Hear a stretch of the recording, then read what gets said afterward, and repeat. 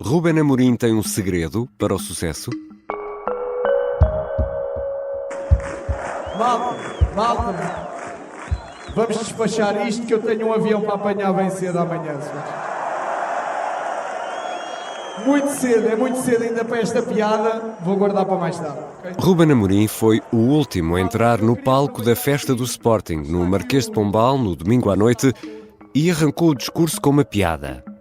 O treinador, jovem, já com 2 campeonatos para o Sporting, demonstra grande facilidade na comunicação. Amorim arrebatou o coração dos adeptos que lhe pediram para ficar. Mas, afinal, o que tem este treinador de especial que ajuda a explicar o sucesso? Que idade tem Ruben Amorim e há quanto tempo deixou de jogar? Não foi assim há muito tempo? Não foi há muito tempo. Deixou de jogar em 2016, curiosamente o único ano que ele tem na carreira fora de Portugal, no Qatar. O que se calhar também explica muita coisa daquilo que tem sido o percurso dele. Já não me lembrava disso. É verdade. Portanto, ele faz aquilo que nós podemos olhar é alguém que é super estável na sua profissão. Faz a formação Benfica e Belenenses, começa nos séries do Belenenses 5 anos, faz 7 anos do Benfica com 2 anos de empréstimo ao Sporting Braga, acaba no Qatar. Portanto, aquilo que ele gosta, ponto 1, estabilidade, ponto 2, Portugal. 2 anos depois de acabar a carreira, passa a treinador estagiário do Casa Pia, mas curiosamente acaba por sair 6 meses, não porque quisesse, mas por um caso que foi muito falado na altura, quando nós não sabíamos o que seria Ruben Amorim. Foi o dia em que a Federação Portuguesa de Futebol decidiu castigá-lo com 1 ano de suspensão e uma multa ao Casa Pia, ou seja, por interpretar que um treinador estagiário tinha dado indicações como um treinador principal e não tinha o nível de treinador não tinha para isso. Não tinha aquela a carta para poder estar de pé e dar instruções. Acho que há um dado aí importante nós recuperarmos, que foi os próprios jogadores do Casa Pia que fazem uma carta aberta para a própria Federação Portuguesa de Futebol a dizer que é injusto o castigo que estão a aplicar ao treinador. Portanto, nota-se que é alguém que em 6 meses, sendo estagiário, consegue ter o grupo completamente do seu lado, que tem esta manifestação espontânea de uma carta aberta. Mas é um tipo muito novo nessa altura, tem quê? 36? Menos, 33, 34, por aí. E portanto, aquilo que Ruben Amorim faz, depois de mais tarde ganhar no Tribunal Arbitral do Desporto o recurso que anulou essa decisão, foi sair por entender que o Casa Pia estava a ser penalizado por algo que não devia e que lhe dizia apenas respeito ao próprio Ruben Amorim. É nessa altura que ele recusa um convite para o Benfica. Luís Filipe Vieira, enquanto Ruben Amorim foi jogador do Benfica, sempre disse está ali um futuro treinador. A questão foi a proposta que lhe apresentou para ficar com o sub-23 do Benfica. Foi uma proposta que Ruben Amorim analisou e percebeu que em termos de curto e médio prazo não poderia permitir uma grande subida e acaba depois por aparecer o Sporting Braga de António Salvador, um presidente que, com todas as virtudes e defeitos, é provavelmente o presidente em Portugal que melhor escolhe os treinadores. Viu o Ruben Amorim, contratou para a equipa B, depois colocou-o na equipa A quando houve uma troca técnica e bastaram 13 jogos para aparecer o Sporting a fazer uma loucura. E vai para o Sporting, exatamente, porque a transferência foi uma pipa de massa para um treinador português em Portugal. Foi uma loucura. Na altura foi a segunda maior transferência de sempre de um treinador, segunda, terceira, penso eu. 10 milhões, mais IVA, mais aquilo que o Sporting teve de pagar, porque entretanto apareceu a pandemia e havia dificuldades de tesouraria no Sporting e em qualquer outro clube. Estádio fechado, estádio fechado, por e simplesmente não haver receitas, e no total Ruben Amorim terá ficado por mais de 14 milhões de euros. 14 milhões. 14 milhões no total. Naquela altura, e recuando a março de 2020, era muito simples. Frederico Varandas fazia um all-in, era isso que toda a gente dizia, e que provavelmente não estaria bem da cabeça em gastar tanto dinheiro. Por outro lado, Ruben Amorim estava a dar um passo em falso. Hoje estamos aqui a falar, 4 anos depois, com 2 campeonatos e mais uma série de conquistas conseguidas. Mas é normal um treinador tão jovem, porque ele tem 39 anos, é um jovem, conseguir este tipo de arranque de carreira. Eu estava a pensar na nossa conversa, estava aqui a estabelecer um paralelo que me dirás se faz sentido ou não, por exemplo, com Vilas Boas, que também era um jovem que arrancou com grande sucesso. É possível estabelecer assim um paralelo entre os dois? Só na parte do sucesso, ou seja, as origens são diferentes. Ruben Amorim veio do campo e teve a sorte de trabalhar com treinadores do campo de futebol. Do campo de futebol e treinadores que sabem da coisa. Depois pode só não gostar da maneira a maneira como eles gerem, a maneira como eles lidam o grupo. Um dos treinadores que ele teve, que provavelmente mais o influenciou, mas que não ficaram propriamente com uma relação de amigos para sempre, chama-se Jorge Jesus. E isso é o exemplo paradigmático daquilo que é Ruben Amorim como treinador, ou seja, percebeu o que é que ele tinha de bom, percebeu que a maneira como se lida com grupos teria de ser diferente, e portanto no aspecto do sucesso desportivo eu diria que pode ter algumas parecenças com Vilas Boas, traçando um paralelismo com outro treinador português de sucesso, até pelo próprio trajeto, possivelmente o Abel, ou seja, é mal comparado. Está a ter um sucesso gigante no Brasil. Um sucesso enorme no Brasil. Que também era jogador e jogou no Sporting. Que também era jogador, jogou no Sporting, que foi treinador da equipa B, também passou pelo Sporting de Braga.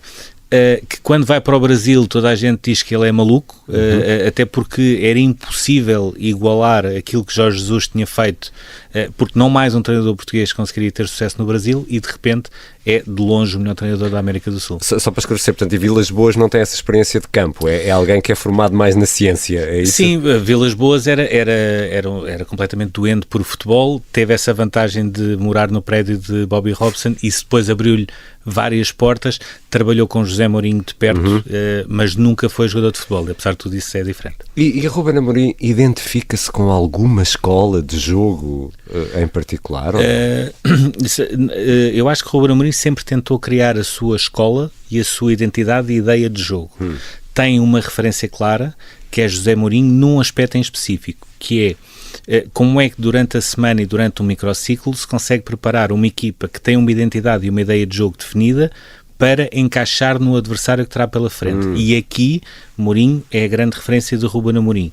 Em termos globais, Jorge Jesus, a nível de treino, é alguém que influenciou muito Ruben Amorim, mas que ao mesmo tempo também lhe mostrou a necessidade e a importância de gerir bem um balneário. E esse é o grande segredo de Ruben Amorim.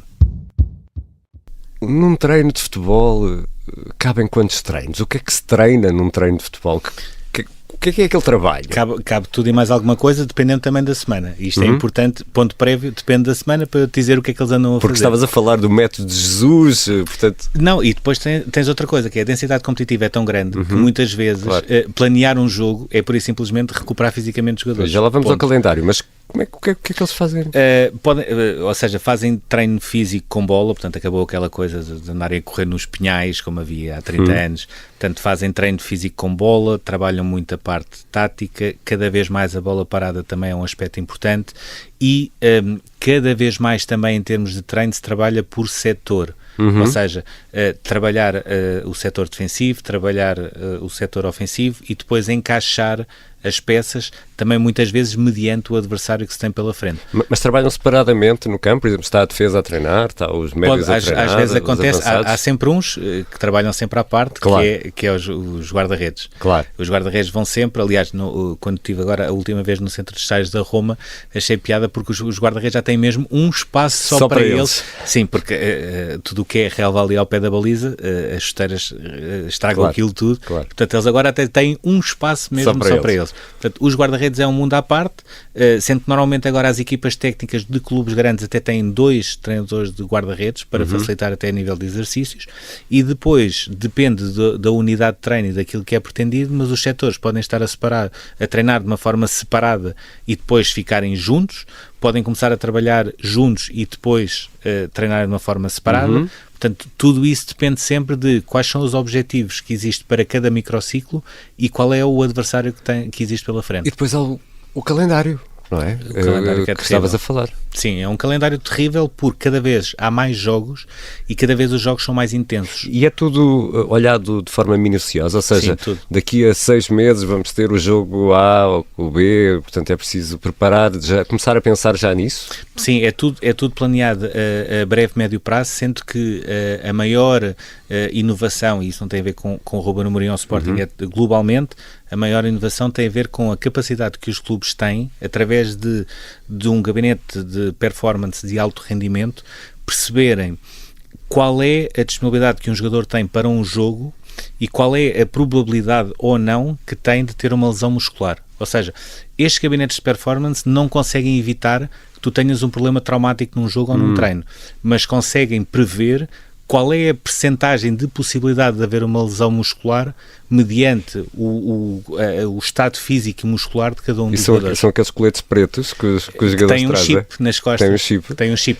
E o que é facto é que, olhando para o Sporting e para esta época, houve grande rotatividade. Houve ali uma equipa base, mas... Sim, sempre a rodar, à exceção de um. Não sei se queres falar. Quero Quero falar dele que também. É um jovem mais conhecido.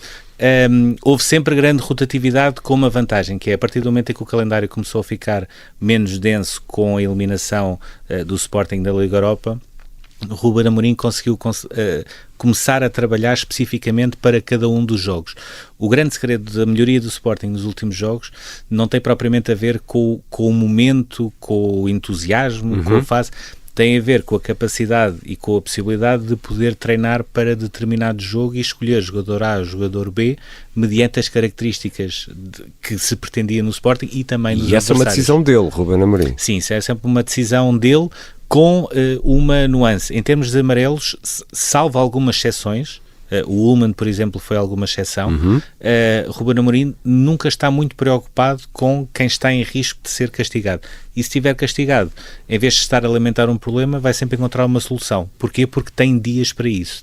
Tem dias de treino e de trabalho para poder encontrar essa solução. Para além desses aspectos táticos, há também, e também já falaste disso, da liderança da equipa. Ruben Amorim é um bom gestor de recursos humanos e Gyökeres será um bom exemplo disso? Sim, eu diria que esse é o ponto base.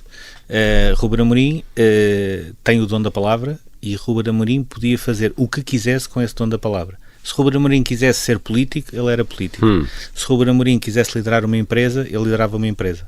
Porquê? Porque esse é o seu grande segredo. É a capacidade que tem de liderar um grupo, de ser honesto com os jogadores, que é algo fundamental, ou seja, não é um treinador... Mas a diferença de idades também não é muita, quer dizer, agora já começa a ser, não é? O que também ajuda, é uma coisa que também ajuda, aliás. Para tu veres como é que são as coisas, um dos jogadores com quem Gyökeres falou antes de vir para o Sporting, já entusiasmado com as conversas que teve com o Ruben Amorim, foi o Lindelof, que jogou no Benfica, e que também é sueco e também é representado pelo mesmo agente. O Lindelof chegou a jogar com o Ruben Amorim no Benfica B, nos jogos que o Ruben Amorim fez quando estava a recuperar de lesão. Portanto, e trabalhou com ele e teve treinos. Portanto, a idade de Ruben Amorim às vezes até facilita nisso. Em relação ao Gyökeres, o Ruben Amorim sempre percebeu como é que ele é, e ele não se importa nada de ter personalidades fortes. Há uma frase, para mim, define muito, que é o Ullmann, no meio da festa do Sporting, que diz: nós somos o número 1 porque temos são jogadores com diferentes perfis e diferentes ideias, mas todos com uma personalidade forte, e quando nós juntamos tudo isto faz com que sejamos a equipa número 1.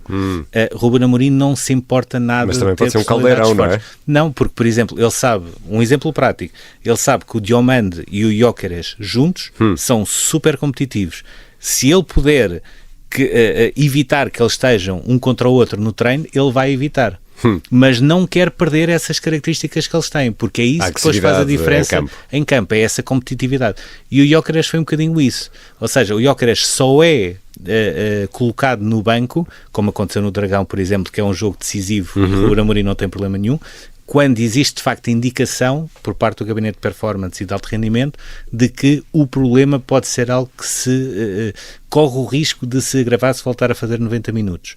Mas da mesma forma que ele faz isso, num jogo com o Domiense, por exemplo, a 25 minutos do final e com o jogo completamente ganho, já em goleada, coloca o Gyökeres em campo. Porquê? Porque sabe que a melhor maneira que tem de ele estar sempre em forma é até nesses jogos ele ir para campo e marcar. Portanto, ele sabe ler bem as pessoas, é isso? É um Sim, bom leitor dos jogadores. Sabe ler, sabe comunicar, sabe bem qual é o seu papel, sabe que está muito bem escudado por adjuntos que o completam. É isso também. mesmo, aquela equipa técnica, aliás, todas agora do futebol profissional, é grande. O que é que aquela gente toda faz? É muito grande.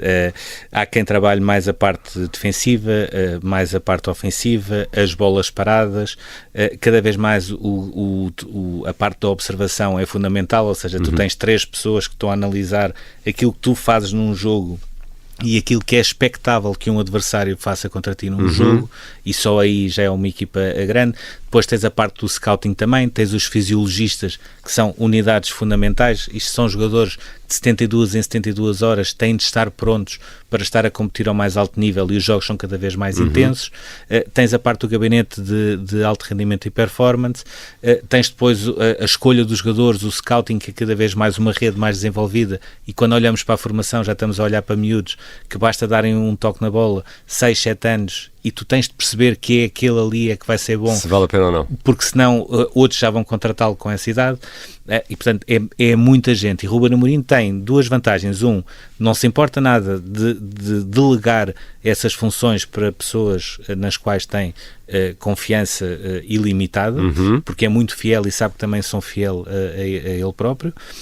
E ao mesmo tempo a parte do comunicar. Ele sabe comunicar para dentro, sabe comunicar para fora, e não quer ser a estrela. Ruben Amorim, nesta altura, podia ser aquele treinador que já tinha dado entrevistas ao Guardian, ao Times, ao New York Times.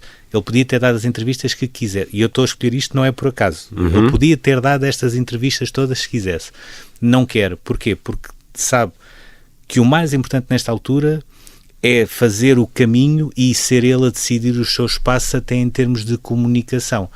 E isso faz toda a diferença, e durante 4 anos eu diria que só há uma escorregadela, que é uma fotografia no aeródromo que nunca devia ter aparecido na ótica dele, e que o próprio reconheceu que tinha sido um erro, e que depois acabou por gerar tudo aquilo que se viu agora também no Marquês. E até brincou com isso, exatamente, no arranque do discurso, um discurso onde acaba por deixar a porta aberta sobre o futuro. Disseram que só ganharíamos campeonatos 18 em 18 anos. Disseram que só ganhámos o campeonato porque não tínhamos público. E dizem que jamais seremos bicampeões outra vez. Vamos ver. Apesar disso, há uma pergunta que continua a pairar. Que cante para que fique Amorim.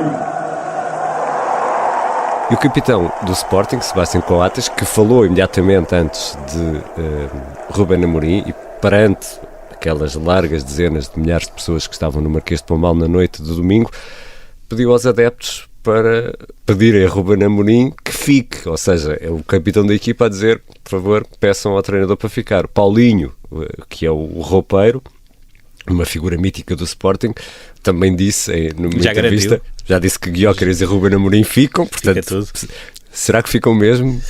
Eu acho que nesta altura Ruben Amorim tem todo o contexto para ficar, até por outro motivo. Se calhar não tem um sítio para sair, porque Ruben Amorim, para sair onde está nesta altura, tem de ser para um projeto que vale a pena sair. Tipo o Liverpool, por exemplo. Como o Liverpool, que já encontrou uma solução, como o West Ham, ao contrário do que as pessoas podiam achar, poderia ser um projeto interessante, mas não nas condições que depois pessoalmente foram apresentadas. E, portanto, não são muitos os clubes para onde Ruben Amorim possa ir e se possa sentir assim. Do lado do Sporting, deixa-me focar um aspecto que é fundamental. Olhamos muito para a parte dos títulos que ele ganhou, o facto de ser o treinador português bicampeão mais jovem, os 2 campeonatos em 4 anos, etc. E olhamos também muito para aquilo que ele conseguiu fazer a nível de mais-valias, seja através de miúdos da formação, seja através de jogadores que chegam, vão tendo uma mais-valia desportiva, e depois essa mais-valia desportiva rende também em termos financeiros, como aconteceu com o Ugarte. Mas para mim, o mais importante, e daí eu achar que Ruben Amorim está a chegar próximo do treinador mais importante na história do Sporting, que para mim ainda é José Sabo, por todos os títulos que ganhou naquela altura, apesar de estarmos a falar na altura em que eram 11 contra 11 em pelados e não havia substituições, etc. Mas o mais importante foi Ruben Amorim, por tudo aquilo que ele fez e pela forma de comunicar, ganhou uma geração inteira. E isso é o grande segredo de Ruben Amorim. Não é só a questão de ganhar títulos ou de fazer dinheiro, é que há uma nova geração de miúdos que passou a ser Sporting porque se revê neste Sporting. Pela equipa que ele construiu, claro, pela forma como a equipa joga, inclusivamente pelo impacto que as últimas contratações, e Gyökeres é um exemplo paradigmático disso mesmo, o impacto que as contratações tiveram, e neste estádio José Alvalade, no Novo, nunca houve nenhum jogador que conseguisse criar uma empatia tão grande com os adeptos, e eu diria que Ruben Amorim, o impacto que ele teve numa nova geração de miúdos que são do Sporting e que andam na rua e vão para a escola com a camisola, esse é o seu maior título. E daqui a 20, 30 anos vamos perceber que a grande importância de Ruben Amorim, além dos títulos, foi exatamente essa. Concebidos em bordéis, amor ao Sporting e ódio ao Cardide. Rapaziada 1906, queremos vê-los todos no Jazinho.